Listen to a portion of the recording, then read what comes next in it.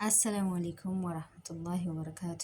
ውድና የተከበራችሁ ውድ ተመልካቾች ሰላም እንዴት ናችሁ? ከኔ አልሐምዱሊላህ ሰላም ነኝ። እንዴት ይዟችኋል? ስራ፣ ጤንነት? ከኔ ሁሉ ሰላም አልሐምዱሊላህ። ለምታበረታቱኝ እህት ወንድሞቼ ጀዛኩሙላል ኸይረን ጀዛ። ኢንሻአላህ አዲሶችም እንዲሁ ተፈደሉ ጀዛኩሙላል ኸይረን። ላይክ፣ ሼር፣ ሰብስክራይብ አድርጉ። ወደ ቤታችሁም ባብዙ ኮሜንት ላይ አኑሩልኝ። እመጣለሁ ከቤታችሁም ማለት ነው። እና ከጎኔ ላላችሁ እህቶቼ ሼር ለምታደርጉልኝ እጅግ አመሰግናለሁኝ። አላህ ይጠብቅልኝ። ዛሬም ኢንሻአላህ አጠር ያለች ማስጠንቀቂያ ልሰጣችሁ ነው የመጣሁት ማለት ነው። ሳኡዲዎች ያው ሰሞኑን በሚወራው ወሬ ማለት ነው። ኢንሻአላህ ቪዲዮውን እስከ መጨረሻው ይዩት። ስራ ቦታ ያላችሁ እህቶቼ አሁን ላይ አረቦች መክተብ ላይ ብር ስለተቀነሰላቸው ጠለብ ማምጣታቸው በጣም ጉጉታቸው እየጨመረ መጥቷል ማለት ነው። ስለዚህ ስራ ቦታ ያለሽ እህቴ ብር ቀንሽ ብትልሽ ቀንሽ፣ ሌላ ምንም አማራጭ የለሽም። ኢጃዛ ቤት ሄዶ አንገት ከመድፋት ቀንሽ፣ አማራጭ የለም ማለት ነው። ከ8,000 ወደ 5,000 እየቀነሰላቸው ነው የመክተብ ብር ማለት ነው። እና ጠለብ ሲያመጡ ደግሞ ለነሱ ብዙ ጥቅም አላቸው ማለት ነው። እንደፈለጉ በየሄዱበት ይዘውን የሚመዞር እድል አላቸው። እንደፈለጉ ያዛሉ።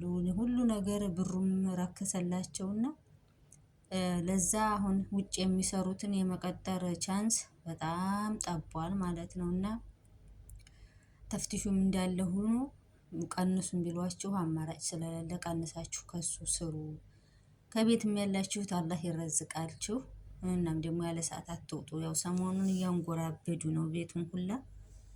አትውጡ፣ ያለ ሰዓት አትግቡ። ያው ሀጃችሁ እንግዲህ ችላችሁ እስኪያልፍ ለትንሽ ሰሞን ነው። ያው ታውቃላችሁ፣ አንድ ሰሞን ይመጣል፣ አንድ ሰሞን ይበርዳል አይደለ? በረሃ ያሉትም ልጆቻችሁ ወንድሞቻችሁን ንገሯቸው።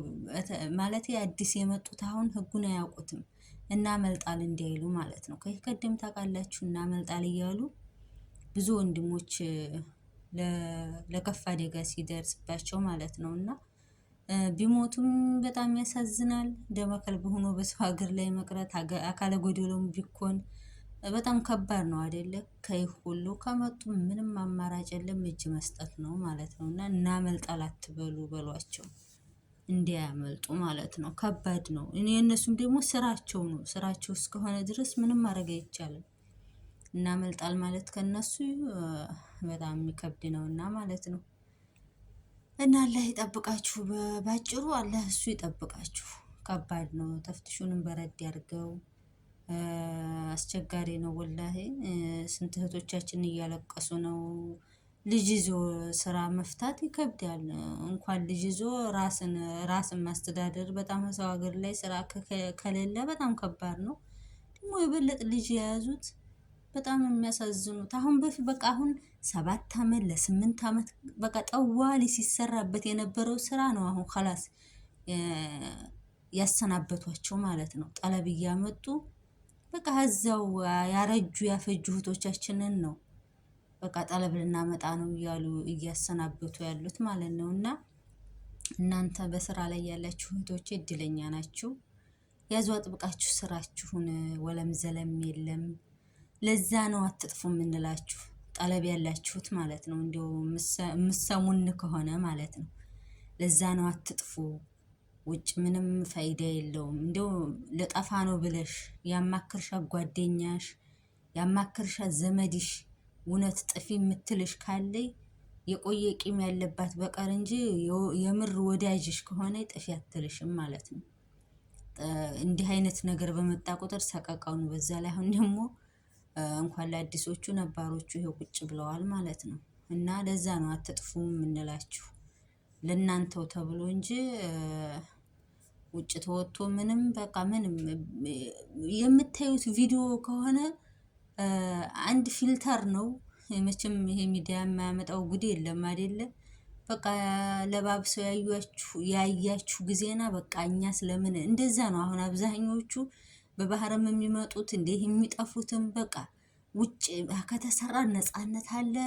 በቃ ሁሉ ነገር አልጋ ባልጋ ነው የሚመስላችሁ። በባህርም የመጡ ሲጠየቁ በቃ እኔ እስክሳ ሲሉ ሳይ በቃ አሲሩን ሳይተ ሁሉ ነገራቸው ውልውል ብሎ ሰውነታቸውን ስናይ በቃ ለምን እኛስ እንደዛ እንሆንም ብለን ነው የምንመጣው። ሀይ ስንመጣ ግን ያየነው ሁሉ ተቃራኒ ነው የሚሉት እና በጣም ያሳዝናል ያስቃልም። እና አሁንም እናንተ ጠለብ ያላችሁት እድለኛ ናችሁ፣ ሀቂቃታን እድለኛ ናችሁ። ቤተሰብ እኔ ብትሉ አረ ጡልቶለ ትኬት ተቆርጦላችሁ የመሄድ እድል አለ።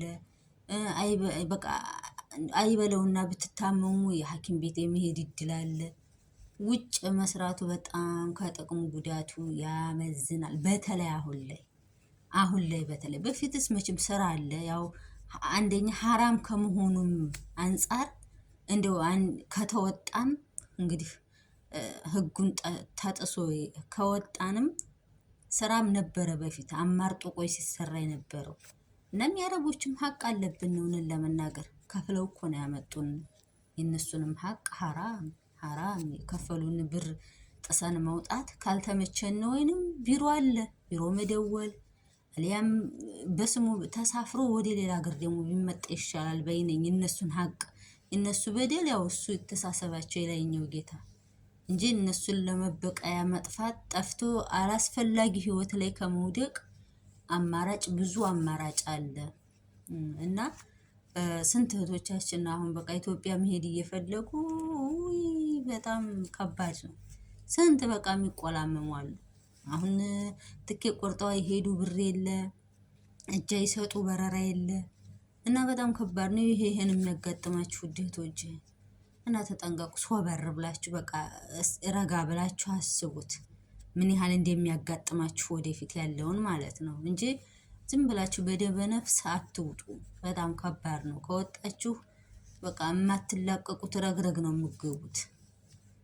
ብር እየቆጠራችሁ እንደገና ብር ማጣት፣ በዛ ላይ በሰው ሀገር ኢትዮጵያ ደግሞ ወራችሁ አመታችሁ ነው የሚቆጠረው አይደለ? ብር ታገኙ ስራ ትፈቱ አትፈቱ ማን ይሽቅላችሁ? በጣም የኢትዮጵያ ሰው አይረዳም።